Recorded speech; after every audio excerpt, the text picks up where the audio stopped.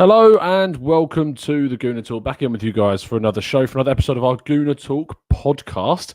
It's into lull season. It's the time where we've actually been, we got a reprieve from the latest spout of Arsenal, which for once, it's weird because usually these come around and you're like, oh, Christ, we've got to watch some international football. But actually, and weirdly and quite sadly, we're a little bit excited that we're getting a little bit of a break from Arsenal right now, and we're going to talk about that and a lot more. And all the news has been flying around the Gunners. But I'm joined by three fantastic people.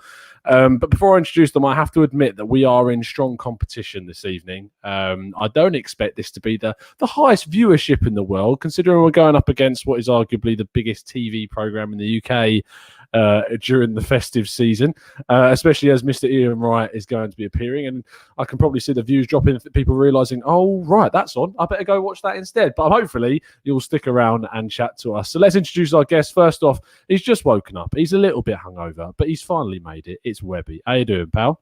Hey, boys, you all right? Thanks for having me on. Thanks for anyone watching. And, I hope you've all got it on record because we're going to be cheering on Ian Wright. Exactly, we are. I have to say, a little bit of a glimpse behind the curtain. About 7 minutes ago, Webby wasn't aware that he was doing this podcast until I gave him a ring. I had a very heavy night last night, and I've been sleeping it off. So Tom just nicely woke me up from my dreamland to jump on. I'd promised to come on, so I've come on. You did. You delivered. Fair play, mate. Making his second appearance. I mean, I promised people. I said we're going to get some debutants on, and if you're good and you're great, and the comments for this guy and after his show was fantastic. So he's back again. It's Raph. How you doing, mate?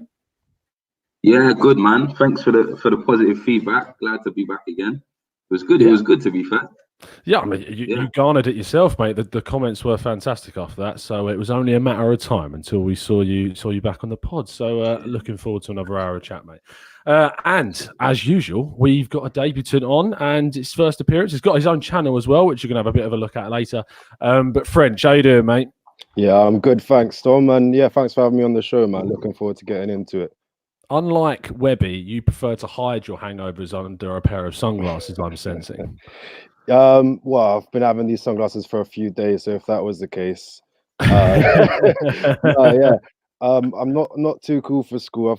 I've been having a lot of migraines recently, so that's why I got the sunglasses. But I mean, Arsenal aren't helping with that, mate, are they? Arsenal are probably the cause of those migraines, to be fair. You're not wrong. You're not wrong. And the cause of Webby drinking as well. Yeah, you ain't. I mean, if it's true, it's true. Let's jump into things. Let's say hello to people in the chat box that we got this evening. Josh Gunners Forever. All these loyal people, even though the jungle's on. Michael Hernandez, Ryan Arsenal, Jason's in there. Plenty of you guys. Neil, Gooner Russ, Ayinka. Thank you ever so much for tuning in, guys. Tom going places here right now booked. I'm sorry, but he's still here. He's still watching us. Thank you ever so much for tuning in, people. We're going to chat about plenty of things. Webby, first question, though. How has it been without a weekend of Arsenal? Unfortunately, I had to watch England, so... You mean you had to watch Spurs, which is effectively what the England team is these days? One painful watch to another, but no, all joking aside, I think we needed a break. I needed a break from it because it's been not good viewing lately, and it's not been good talking points either. So, good to have a little bit of a break and hopefully reset. And I'm sure we'll come back and everything will be fine. This will be just one bad dream and, big old nightmare. Or maybe not. In terms of those bad dreams, Raph, I mean, it was the statements that were sort of leaked towards the end of the domestic part of the early season until we've hit this international break, were saying that they expected the noise to sort of increase during this international break. I don't really feel like it has increased. If anything, I think it's sort of dampened. People have just sort of relaxed a little bit. There's not been any sort of real bump in hatred towards the club's decisions. It's been quite quiet, hasn't it? Yeah, I mean, I think what it is I think people are a little bit, what's the word? I think people have accepted that it's just not going to happen. Like, he's not going to leave during the international break. And they're a bit more downtrodden, to be honest. I just think everyone, the reality is Arsenal fans, nobody actually wants Arsenal to be bad. It's just the performances are bad. So the more bad performances, the worse it will probably get. I think when there was the realization that they've come out and said that his job's safe, I just think it was like, well, you know, we're all going to be a bit depressed and just hope that Southampton comes and we can perform a little bit better. Because if he's not going to go, we don't really have a choice but just to see how it goes. So I think that's what the issue, and that's why it's been a little bit more downtrodden, as you said, and a little bit more subdued in regards to the Emery out train. But I don't know. I think me personally, I'm just a little bit like lower by it, to be honest, because they've come out and said all of that, and it's just like, all right, just have to see how it goes, I guess. French, when you sort of see the newspapers come out, because whilst Arsenal don't really like to put out official statements, and when they do, it's usually a video from Josh Kroenke telling us to get excited about something which eventually never happens. But the stuff that does come out in the media is usually that drip-fed David Ornstein stuff. Do you think that, I mean, it's very obvious to ask you to say, are they being tactical about it? But what do you think they're actually trying to get out of these drip-fed reports? So I remember the Ornstein article came out, and then I think a couple of days after there was a statement put out by Raul and Unai, if I'm correct. I believe, let me just flick over here. Raul and Unai, a few days later, they came out and reconfirmed. They said he was the right man for the job. But what they also did, which Ornstein didn't do, was acknowledge that things had been going wrong. And I think by doing that, so I think the exact wording was, we're as disappointed as everyone else with our results and performances at this stage of the season. We share our frustrations, and we firmly believe Unai is still the right man. So they're backing the manager, but to me, this, and I might be projecting, but it sounds slightly more like the dreaded vote of confidence than what Ornstein said. Ornstein was just a flat out, we're behind him. Whereas this time, once you acknowledge that things are in the right place, I think you're taking some onus on, and they put it directly onto Unai. And I think it's, I don't know. I feel like there's something to be read between the lines there in terms of, all right, we realize we're not in the right place, and perhaps some of the people have been subdued because they're thinking, right, how long is it going to be now? What is it? Is it going to be 6 games? Is it till Christmas? You know, for me, I'm starting to, if I take the messages for what I believe they're trying to say, what I believe the encrypted message there is, I think he's not going to be there at the end of the season, and I think that's what some people might be just waiting for that final game. Yeah, I think they still might be waiting a fair amount of time. It's these sort of fixtures that are coming up, Webby. We've got some really, really nice ones up until the Manchester City one. I don't know how easy this question is to answer, but how bad do you think it has to get before a decision gets made? I think when it starts impacting profit, attendances, season ticket sales, I mean, I think that's the only thing that the board really look at, and Kroenke and his gang of merry men, that ultimately they look at the bottom line. They look at whether things are on an upwards trend, a downwards trend. I wonder sometimes how important the results are to them. Not getting in Champions League football obviously hurts the club, and it hurts when the club's trying to tie up new deals, sponsorship deals, and what have you. So performance is definitely sort of goes hand in hand with how the club's doing sort of financially and everything else. But if everything's still okay in that respect, if the ground's still being filled, if everything looks healthy, then going on what the other clubs, footballing clubs, other sporting clubs that they own, I think history shows that they're not really that fussed if we're sort of at how we don't necessarily be competing at the top. So that's the sad thing about it, really. I don't think there's enough sort of gusto from the senior management and the owners to really put this right straight away. I think they're quite happy to sit back and see how it plays out. I totally agree with French, with all your comments you just said then. I think it's smoke and mirrors. I think it's the dreaded vote of confidence. I can't see Emery staying in for much longer. I've got to be honest. I reckon he'll stay till the end of the season because I don't think we're that type of club to be hastily getting rid of. It's not like we're in a relegation battle. So I don't think we're that kind of club to do that. That being said, I can't see him lasting much longer. If just the media and the social media around Emery is toxic already. So the club will know that and they'll obviously react.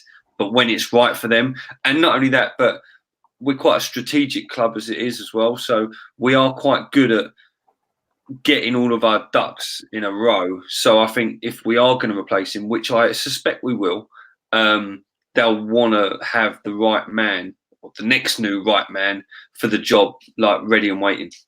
They will. Let's have a quick dip in the chat box, see what you guys are throwing. French, you got a fan? Alfie Coleshaw, pick up to you, mate. Jason says lose to Southampton and surely he will have to go. Sailor V says winning is not enough in the upcoming games. Emery must win them convincingly. Zachary Allen says, I ain't seen the Gooner talk for ages. I mean, where have you been, mate? Where have you been? Nice sunglasses for ages, says Le African. I mean, there's stuff going on in the chat box, especially in terms of Emery and what's going on about why or what or when should the decision be made. We are obviously in an interlull, so if you've got some questions, we're going to have plenty of time to answer some of them for you. So please feel free to, throughout the show, chuck those in the chat box. Raph, I don't really want to ask the same question twice, but in terms of the fixture list coming up, we talked about in the chat box that they said that he has to win convincingly. But how convinced are you that we could see a turnaround, or do you think he's completely lost that connection with the players now? I think that it's going to be difficult. I think that there is a slight loss of connection with the players, and not necessarily that he's completely lost the dressing room, which is there have been some reports around, a lot of people are confused and stuff. But I think what it is that I don't think you just change the way you play overnight. I think it's going to be very difficult for him to all of a sudden be this free-flowing manager who's going to throw caution to the wind, who's going to attack these teams. It's very difficult to then all of a sudden do that. And I think that what his issue is that he plays with a handbrake on. And I think he's so consumed with other teams, and it doesn't matter if it's a team near the bottom of the league, if it's Man City or Liverpool, he plays with such a strategic mindset that I just don't think that he can turn that off. And with that, I just don't see convincing wins. I don't necessarily agree that they have to be convincing. I think at this point, they just have to win. I think I would, obviously, as a fan, I would love it to be a convincing win. We play free-flowing, good football. But I mean, from a board standpoint, I think that they're looking at it like, who are they going to bring in? I think there's a lot more. I think it's not so much that Emery is the man. It's that if they do let Emery go, what's the alternative? What happens for the rest of the season? Is it actually going to bring forth, or do we have a better chance him leaving, us getting Champions League, than if he stays?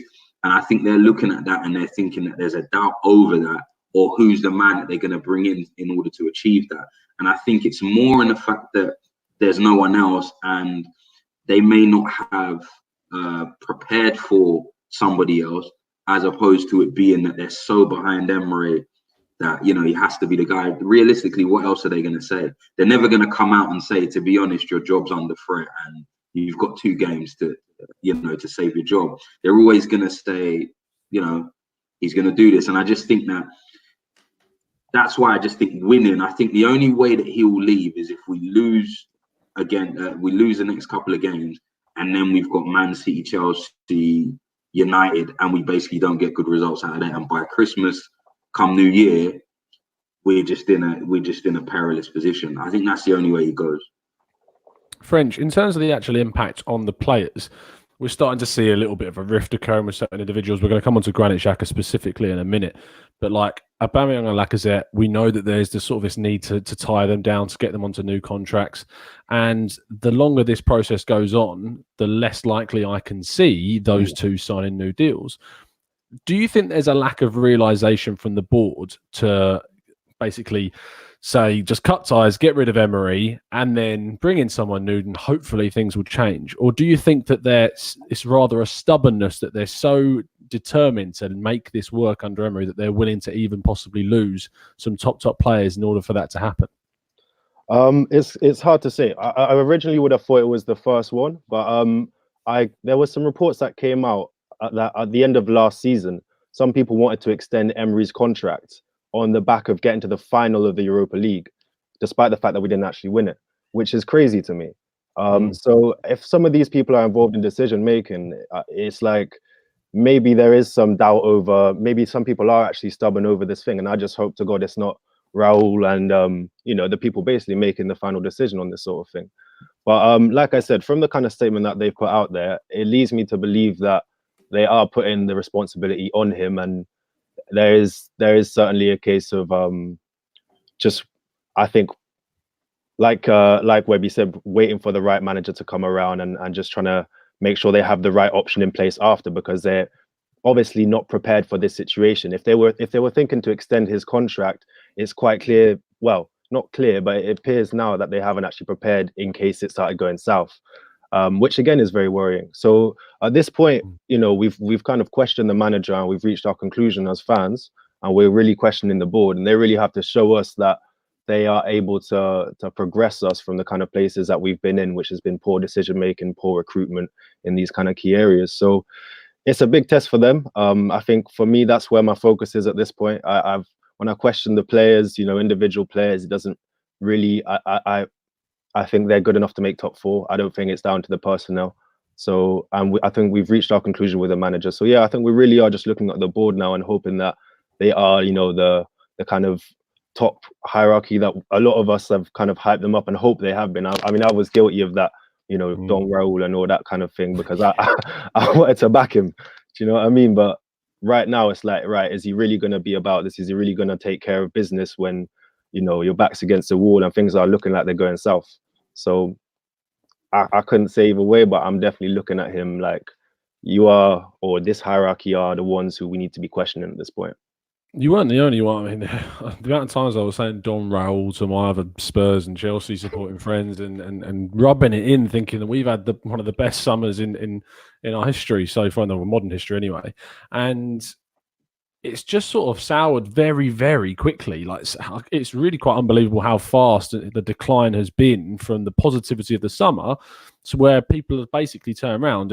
And Sonny, who I'm going to be on his channel tomorrow for those that want to check that out, is saying, I was having a bit of debate with him the other day. He was basically saying that he's happy for Raul to go if he doesn't sack Emery, because they're not making those decisions. I think that's too far. I think that there are some instances where you sort of have to persist. Raul has shown that he's done some really, really good stuff. Edu coming in, I don't really necessarily think that the Brazilians had his impact felt as of yet, and maybe next couple of transfer windows we'll see that impact on the team and in sort of the transfer business goes on. But Raul, I think that this guy has earned a bit of time. It's just I don't think the manager has got any of that time left, and it's now down to Raul and the big guys up top to make those decisions.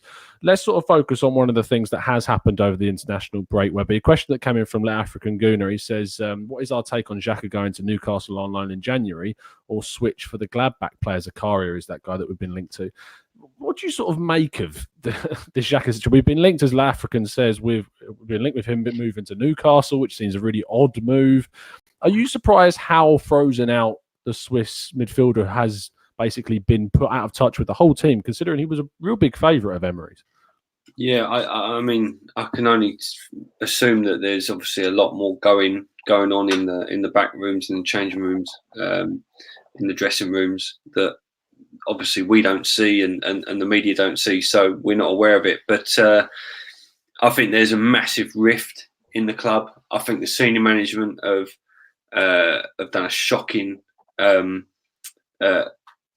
action in all of this stuff. They've not really done very well at all at keeping everything under wraps. I think there's issues all over the place with personnel at the club. Like you said, I know you was talking about Aubameyang and different posts that Dad made. Regarding Xhaka, I can't see him being at the club for much longer. I know that obviously he's voiced a lot of his opinions on it, and there's been a lot of talk. I wouldn't rule out him going to Newcastle on loan at all. If there's bad feeling in the changing room between different players, then the manager and all the other staff will want to, you know, put a lid on that straight away. And sometimes the best thing to do is just to move a player on. I don't know how much longer of a future he's got, really. So if that means getting rid in January, then it might be a way for the club to save a few pennies on his wages and dilute and get rid of the situation inside the club quicker than waiting for the summer. It's really sad, actually, that it's come to this. I actually don't mind Xhaka that much. I'm not a massive fan of him on the field, but you know, I've got nothing against him. But it's really split opinion amongst fans, and I think it's probably split opinion inside the club as well, which is why we've got this problem. And can't see him being there for much longer, mate. I've got to be honest. Yeah, it's not one. We've seen a few like players obviously sort of disconnect with the manager. Ozil has now been brought back into the fray, which is even more surprising. The Ozil thing's really odd because he's sort of come back in. He's played really well since coming back in, and he's basically given the manager taken the decision away from him to say that you have to play me because I'm playing so well right now. Raph, in terms of this Ozil thing, do you think there's a genuine, I don't want to say the word dislike because I think they're probably going too far, but do you think that Emery is possibly struggling with this need to play Ozil because of his current form? Yeah, I do, to be honest. Firstly, I'm a big Ozil fan. I think that in a lot of senses, Arsenal's kind of failed him, like manager-wise, in regards to not giving him the tools to be as effective as he could be. I think that if you look at where he would have been effective in the Premier League, in my opinion, if you had two dynamic defensive midfielders who maybe shield what he doesn't do, and then you have maybe wingers and quick attackers that will be able to harness and help him achieve what he does do well, which is create chances for others. I think that we would have seen a much better Ozil. I think you look at the majority of his career at Arsenal, a lot of the time he played with Giroud. One of his best seasons was when a lot of the time when Sanchez was playing in the forward position, and it was a lot of movement and pace. And I think that that's not happened enough. To put it more towards Emery, I don't think that he likes those type of players. I'll just be honest. I think I spoke a little bit about it on the last podcast. He seems to struggle with creative players. It seems like he likes players that are obviously, and he is very tactical, and he seems like there's a clear idea of what he wants every single player to do on the pitch. And I think sometimes with creative players that break those lines, they find it. I think that he doesn't like that. I think that he wants players to play exactly how he wants them to. And players like Ozil, if you see him, he floats around a lot.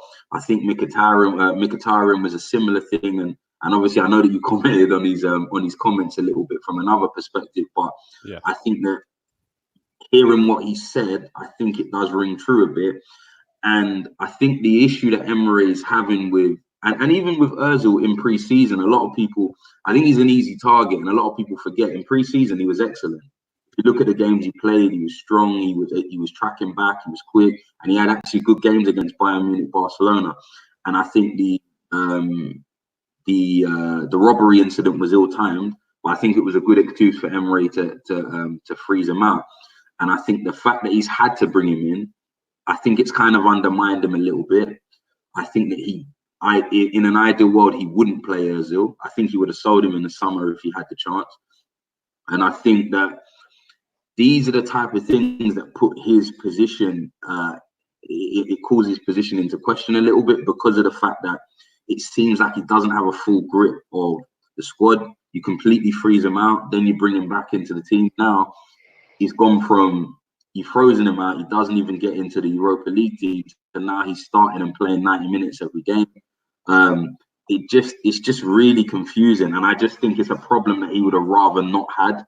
And I think that he's forced his hand in the way he's played, but also I think probably the pressure of the fans, the results. There's just so many things that have gone against him that I think he just had no choice. But it puts his position into a lot of question.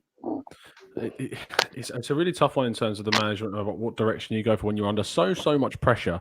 It's clearly getting to him. You can see that with the interviews that he's doing, for how much of his personality sort of shifted to someone that would talk and talk and talk in press conferences and interviews to someone who's answering just one word answers.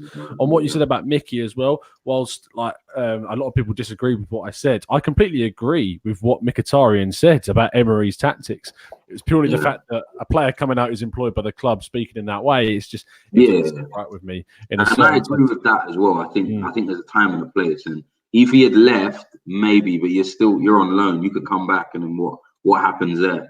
Yeah, exactly. I'm not sure that I don't think his contract even runs out at the end. I think he's got another year after that. Yeah, so hopefully we can get some money for him, because I can't see him really playing under Emery if he's saying stuff like that and being sent. I think actually the club sort of took it out of Emery's hands. If it was down to Emery, I think Mickey would still be at the club. But I think the club sort of said, "No, we need to get off the books in terms of saving some money and pushing through some of our youngsters." So that decision was sort of taken away from the Spaniard. French sort of sticking around with the player unrest and what's been going on. There's not only in terms of the actual playing staff, but actually looking further upwards on this impact of unrest, not just within the playing group, but also within the hierarchy. We've seen some reports come out that David O'Leary is supposedly wanted by Sir Chips Keswick as, like, I'm not even sure what the role is, but just sort of more involved with the club. And Raul Sanllehi has supposedly said a big no to the situation. What I don't know, obviously I'm not expecting you to be in the know about the situation, but what have you sort of read into it? What do you know about it? How do you feel about unrest within our own hierarchy? Yeah, I was thinking about this one earlier today, actually. It's very strange. It's a situation where obviously O'Leary's a club legend, won titles with Arsenal. He would be a fan favorite. Like, there's no obvious downside to bringing a man like that into the board. I believe the position was football consultant. I don't know what that means, but you imagine that he would have some sort of say, perhaps on a public or on some sort of level. Basically, he's going to have an input. And the fact that there's supposedly some problems between Raul and the board over that is really quite worrying in a sense, or at least it could be seen as quite worrying. So there's two ways I think you can look at it.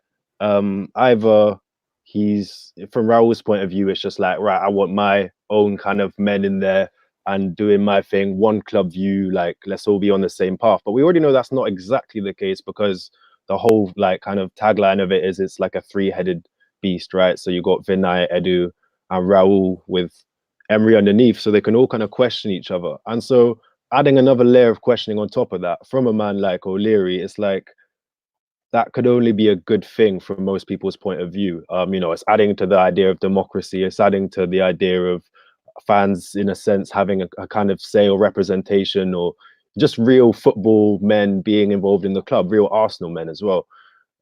So the idea that he doesn't want that, then it could also be seen as, right, does he not want to be questioned? Is he complacent? Is he worried about being, basically called out on certain things that the board, who, bless them, don't know that much about football, apparently aren't really doing? So it's a situation where, again, we're questioning Raul quite a lot heavily in that. And it's almost potentially a situation where he's getting a bit like, rather than a democracy, more like a dictatorial kind of situation, which is worrying. You're thinking, is this right? Okay, he was the head at Barcelona for X amount of time. He's obviously very experienced, but if apparently Emery might have got his contract extended after Europa League, he's still here now. Like, we aren't behaving like a big club. So if this man wants to have full control, and this has been happening, it's potentially quite worrying. And just a little shout to what Raph said earlier in terms of letting down Ozil. It just comes to mind, like, because he was talking about having a defensive midfielder and wingers, and we always have these reports that we could have got a Kante instead of a Xhaka, and we could have had a Mahrez.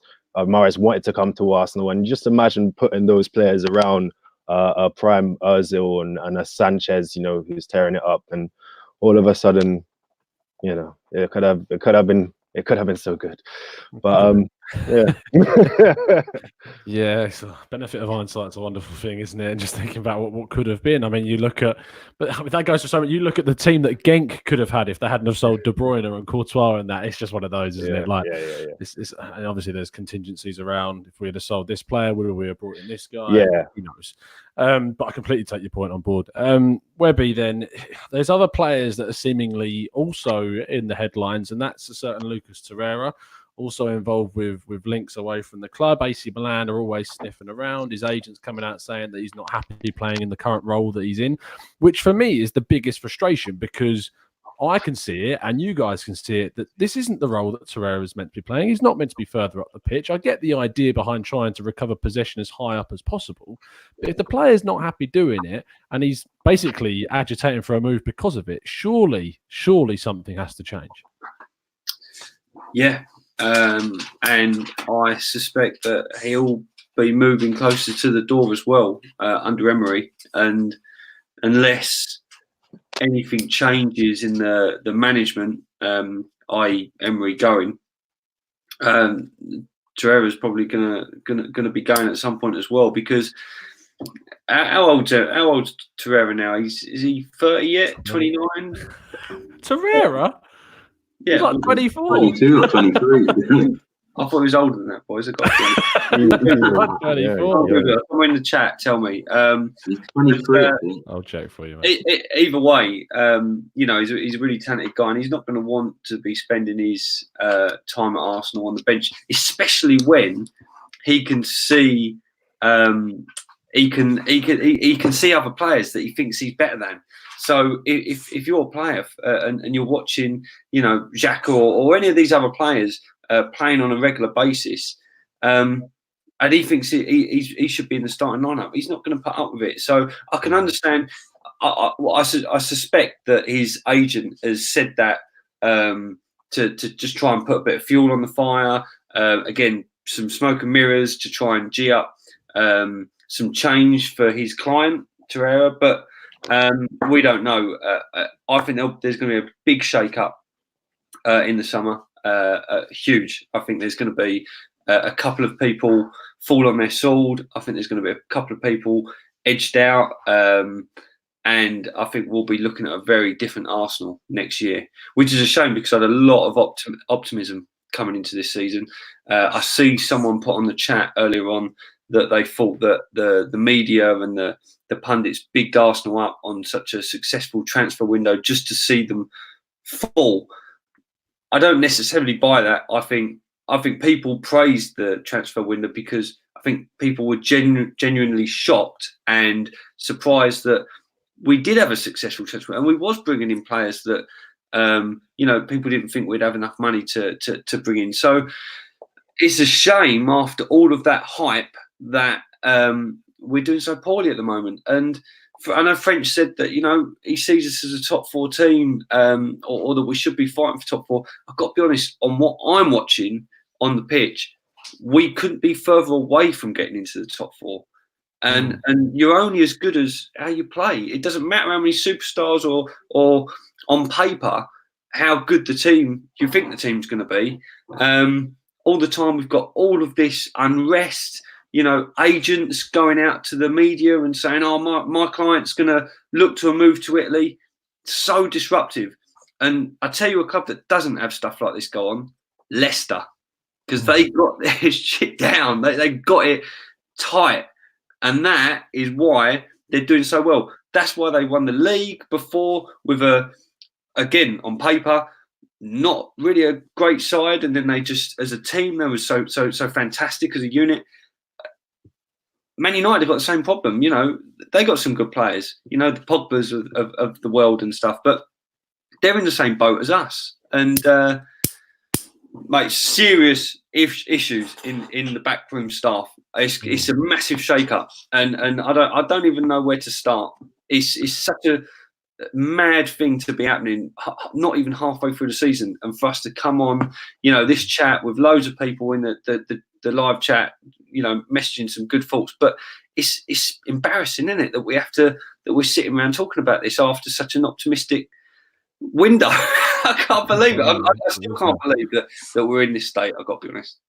It's funny you bring up Leicester, because Leicester are the example that the board will not want to look at, because if you look how poor they were playing under Claude Puel, and then one managerial change later and the transformation that has done to that club. And I'm not to say that it's just the solving of all problems. Just by changing a manager doesn't solve all the issues. It certainly doesn't. You've still got a lot of playing staff that people feel that need to be upgraded on. We've got a lot of defenders that have got a lot of issues in them, but he got players in that team playing a lot better. He made changes. He brought players in that have done really, really well.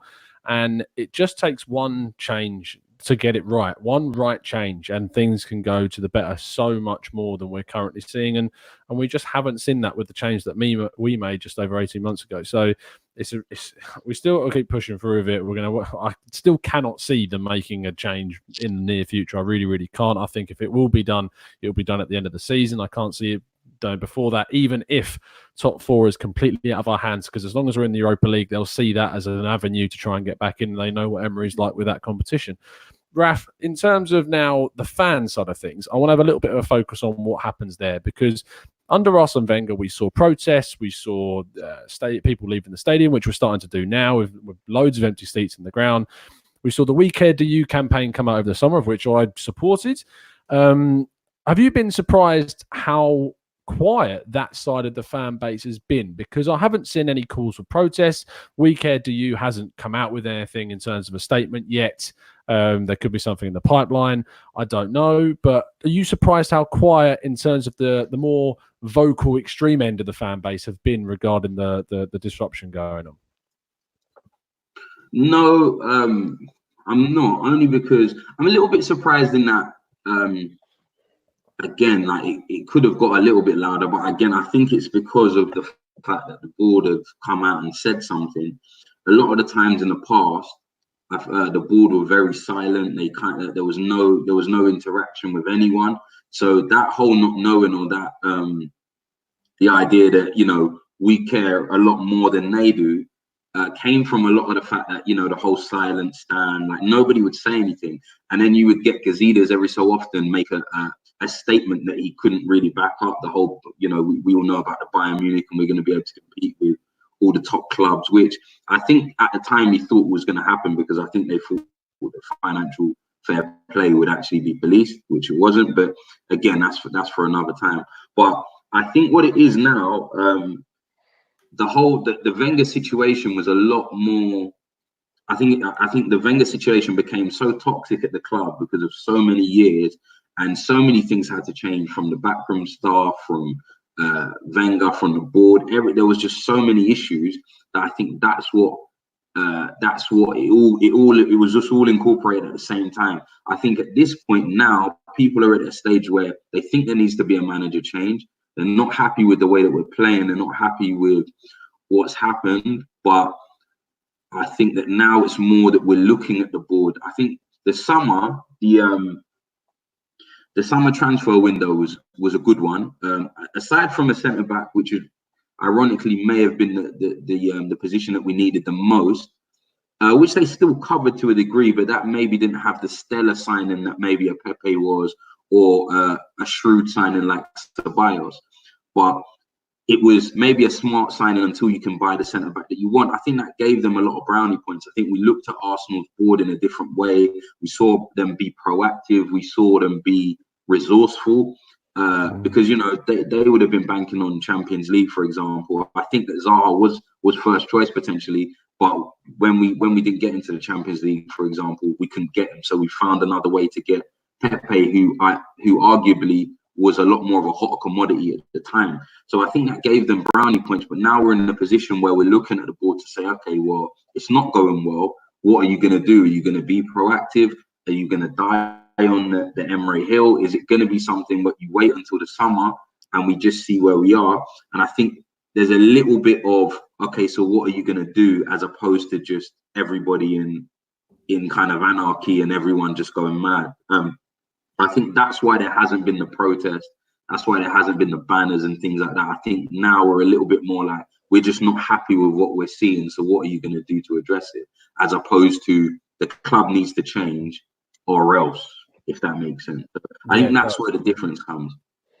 Yeah, no, it completely does. And the change, as we already mentioned with the Leicester example, change works, and sometimes you see it with Southampton, where you sort of see a little change happen under Hasenhüttl, and then it goes back to normal, and you see them sort of really, really struggling to try and get back to something. French, I mean, we come on to the point of the show with 20 minutes left to go where we ask the more difficult questions and the more hypotheticals start coming out. If a change does happen, where are your eyes sort of landing on the choice that you would make to move forward from here? With regards to who I would change or who you would replace? I mean, bit of both, mate. Bit of both. Right. Yeah. I mean, if I can just like dip into a magic hat, I'd like to swap our owners with the Man City owners. But like, I suppose if you're talking about like in the hierarchy that's below the Kroenkes, well, Emery obviously, for me, that decision's kind of been made in terms of, you know, I think his time is up. I think he's just sort of a dead man walking, as it were. In terms of who comes in to replace him, at the moment, I personally am at a place where I feel like anybody, you know, like as in not in terms of I want anybody, but anybody will be an improvement. I genuinely believe that, at least in the short term. And then obviously we have the question of so my answer would be interim manager, possibly Ljungberg, someone from the inside who kind of knows the players already. You don't have to adjust too much. I mean, so obviously you mentioned Southampton. The example that springs to my mind is Manchester United. You know, they had a change of manager, a huge uptake in good fortune in the short term, and then they made the horrendous mistake of appointing him before the end of the season. And then we've seen, well, a lot of things have happened since then. And right now, you know, they're still, well, below us somehow. So I think in terms of what we do next, I think we probably just need to change the man in charge immediately. I think it doesn't really matter who we get in, as long as either it's someone who the board really want in terms of a good coach who suits the kind of identity we want moving forward, or it's an interim manager who will just galvanize the players and the fans until the end of the season. I still think that top four is winnable. In terms of, I do believe that the individual players, when I say they're good enough for top four, I don't mean the team, because I agree with you, Webby, like the team isn't good enough because the team is led by the manager. And I don't believe the manager at this point is capable of getting top four. I do believe that the players individually are good enough to get top four if led by the right coach. I think the fact that we've just mentioned Claude Puel coming in and changing Leicester's fortunes, you know, Leicester wasn't a better 11 than us last season, and now they are a better 11 than us, according to a lot of people. So I think the right man in charge and the right attitude and the right direction just kind of changes a lot of opinions and the fans' feelings pretty quickly, in terms of, you know, start stringing some wins together. And I think that manager bounce back effect could maybe take us over, and our quality will eventually shine through if we have a man in charge who kind of understands the club. I don't actually think Emery's a bad coach either. I do think that he's the wrong coach for Arsenal. I think the issue with him is that he's kind of a small club manager. That's how I put it. I know it's a bit reductive, but for me, he's performed better at smaller clubs. He has a hard time dealing with big egos, and his personality, his style of play is well suited to playing teams that are at our level or slightly better, which is why you see us perform better against a Leicester or against another top six sort of side. Whereas when we come against teams that we should be dominating, we make it look like a cup final, because I don't think he's got the kind of attitude and tactical nous to dominate a team, and that's just not how he coaches. So I think that's the problem that we're having here. We just kind of appointed the wrong man, really and truly. He'd probably do quite well at a smaller club, even in the Premier League. But I think it's just not what we need, certainly not at this point in time. And yeah, that's kind of how I see it. I think anybody coming in, it could be you know, Guendouzi as a player coach. I don't think it really matters that much. I think as long as we have someone else. Imagine. So, You're just after someone with a similar hairstyle, mate. That's what it is. Yeah, French. Yeah. Webby, we could talk. I've seen people in the chat saying, "Are we really talking about managers now? And I know that's usually what happens during these international breaks. You get a little bit insecure about there not being any football, and you start thinking about these things, especially with the series been going. We're doing these managerial tactical breakdowns. There's a new one out tomorrow, by the way, looking at Bruno Lager from Benfica. So that should be interesting. But Webby, in terms of sort of where you see going forwards, French said that he thinks there is still the opportunity for us to get top four. Honestly, do you see us getting top four this season with the situation we have where it's unlikely a managerial change will occur and by the end, basically? No. Do you want to elaborate? I don't. I was just reading a message that Russ Morgan put on the chat, which I laughed at. It's a good. He's put, we have a decent squad, better players than Sheffield United, who are above us, and with a positive goal difference. And it's right. I mean, you can't argue with that. I don't think we've got a cat in hell's chance of getting top four. I think there's many a team above us and in and around us that are playing a lot better football, which if you was a betting man, you would put money on them finishing above us. I think we've got a lot of work to do before we even start entertaining them kind of, dreams of progressing back up the table. And I think a lot's changed from the beginning of the season, where we was winning games. We wasn't actually. I don't think it was ever winning games convincingly. Against Burnley, we beat them, I think 2-1, possibly off memory. Yeah. But then that was a tough game. Like that was at home, I believe, and they really gave us a good hard match. So we never really. It's not like we've gone from one extreme to the other, because I don't think we have. I just think that we was always tinkering on the edge. I think we was always on a knife edge of success or decline, and we rode our luck.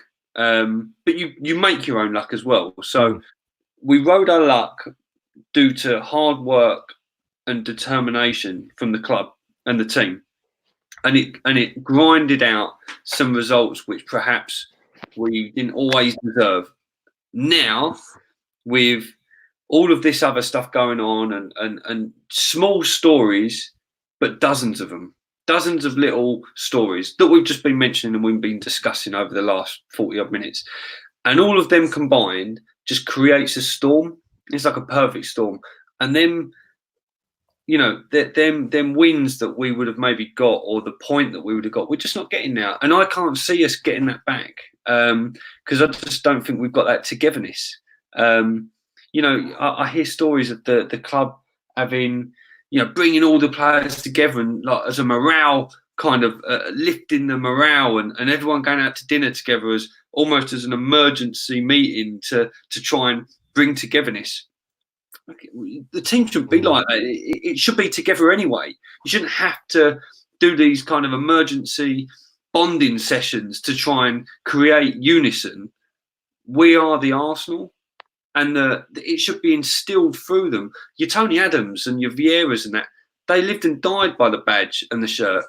There's few players on that team in that squad, and there is some. I'm not trying to diss the whole team, but I think there's few players which are really like Arsenal through and through.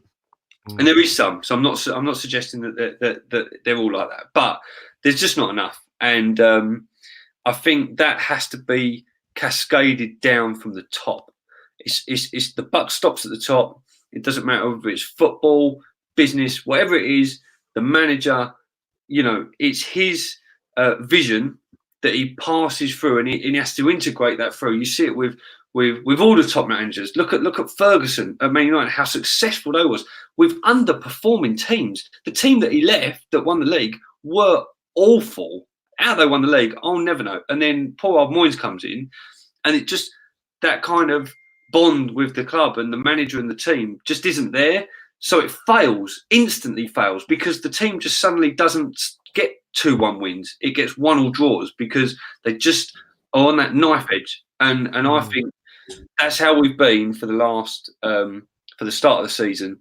And unfortunately, instead of, like I say, been on knife edge and just progressing, we've just declined. And that decline at the top level just a small, if you're just not on your form at the top level, which is what we're talking about, it creates loss. And teams like Sheffield United, they're there to mop the points up. Yeah, they are. It's mad what the likes of Chris Wilder are doing. It's mad what Brendan Rodgers is doing, and it goes to show that you don't necessarily need to spend millions and millions and millions to get a team playing the right way in a proactive way that really, really does come together as a group. And we don't seem to have a group at the moment. And we can criticise Emery all day long, but sometimes I do get frustrated with the lack of desire from those players, whether or not you get on with the coach or not. Like, it doesn't matter for me. You're getting paid a hell of a lot of money, and you've got to be putting your all onto that pitch for those 90 minutes. And I just don't feel like they are. Even if you're not enjoying the system or you're not enjoying the manager, you should be putting in 100% week in, week out. And it's frustrating to see that isn't happening right now. We're getting into the period of the show, last 10 minutes, where I want to give you guys in the chat box the opportunity to ask you questions. It's interlude time, so feel free to get as creative as you like. Before we do, though, big shout out. AFC Charlie in the chat says 38,000. We're at the women's North London derby, which we won 2-0. North London is still definitely red. Some fantastic goals. Little was involved, obviously, captain goal. Absolutely fantastic.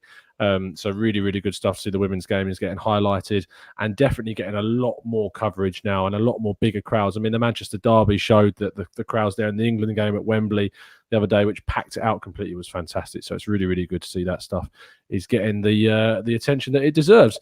Raph, let's throw a question at you. African Gooner in the chat says, do we actually believe that the board are going to bring in talent in January to plug in the holes in our defence? No. There we go. I'll be honest. I think that they alluded to the fact that they weren't going to make that many signings in January. I think the only way that we're going to make signings is if people leave, and I don't see any of the defenders really leaving. I know we're linked with the Juve centre back.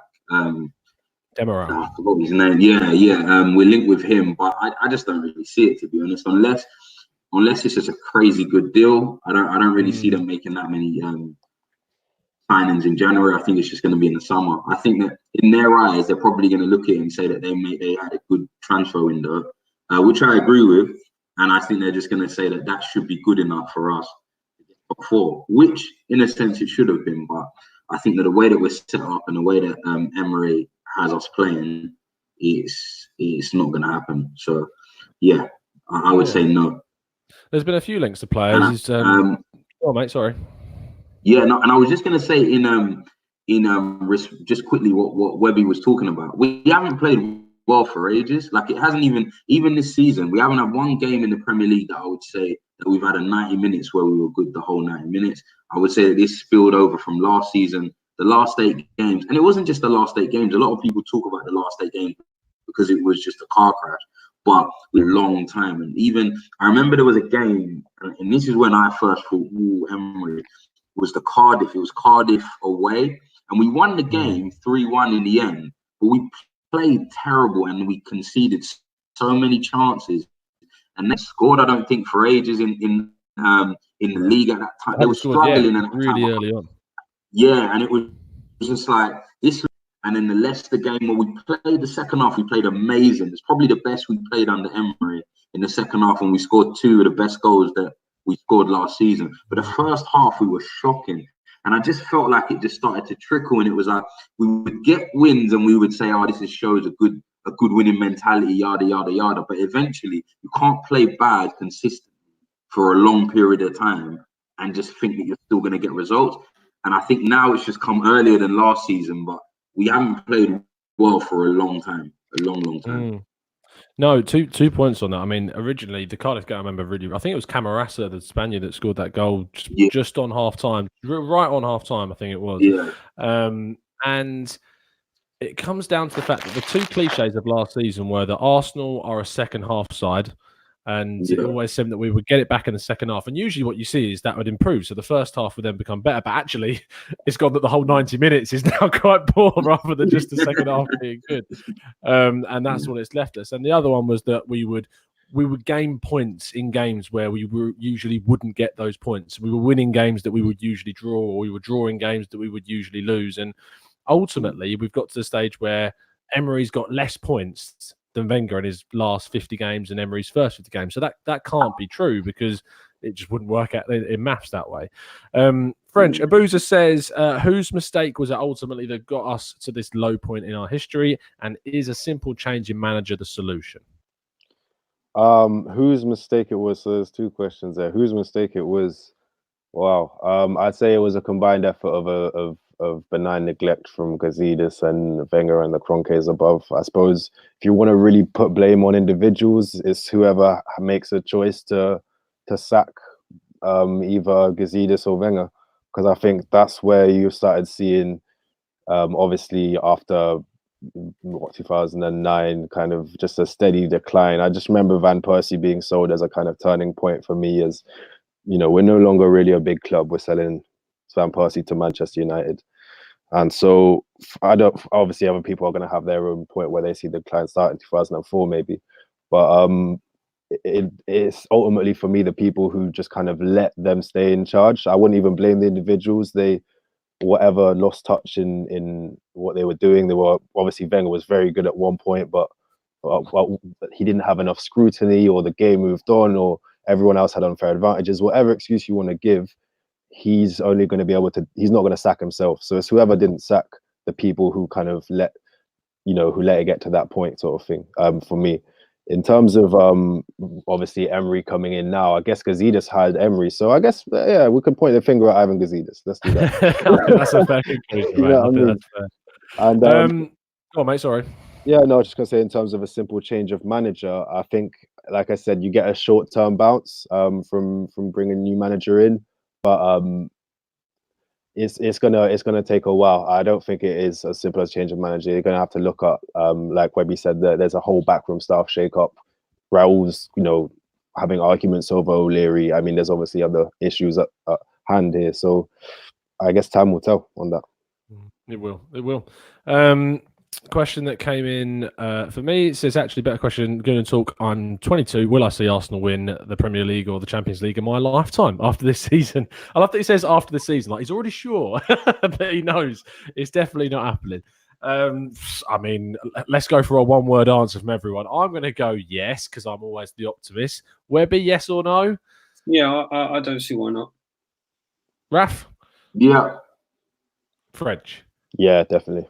100%. That's what I like. A little bit of positivity goes a long way. I mean, Webby, you used to be the voice of positivity on here. It's gone downhill a bit recently, fella. Really, the team's really dragging me down. They're hard work, aren't they? I mean, it's hard work being such an avid supporter and everyone on this chat, and using their time at home to sit here and watch this. I put everyone in the same category.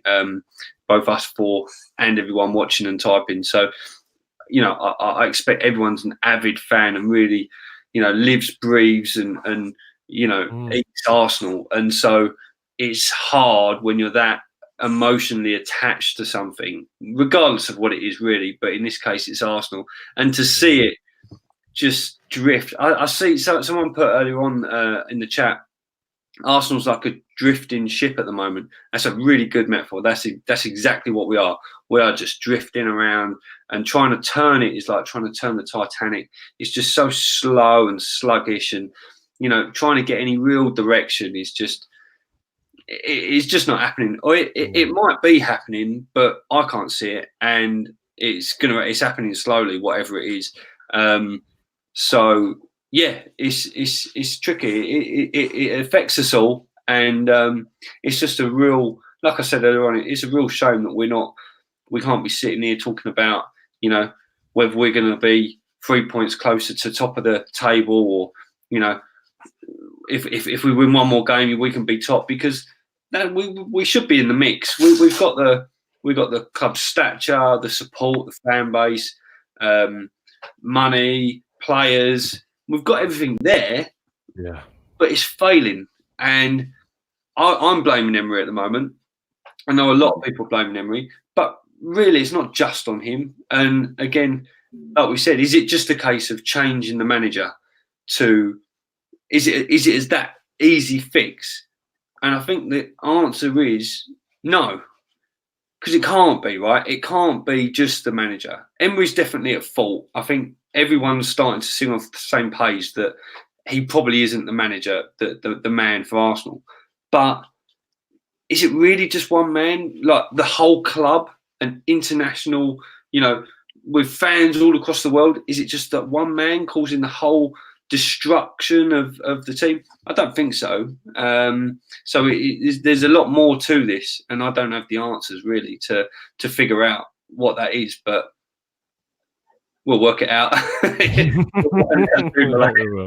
Yeah, we will. That's going to round off our question section. There's one more thing that we've got to do, as always, at the end of these shows, and that's put a prediction in for the the next game of the season, and that is Southampton at home, followed by Frankfurt at home in the Europa League. So 2 games we've got to predict before the next show will be out. Raph, Southampton at home, what are we thinking? I think 2-1 Arsenal. Okay. 2-1 or 3-1, but probably 2-1 to be honest. Aubameyang and a set piece. Yeah, I mean, you can't just not conceding right now. Is probably the most truthful. Not at all. Leno is the worst person on fantasy league. Yeah, whoever's got any Arsenal defenders. Yeah, whoever's got him, just change it. Awful. French. Yeah, for the Southampton game, I'm thinking as well like a 2-1 in my heart. My head actually says a draw, to be honest. Probably like a 1-1, something nice and boring.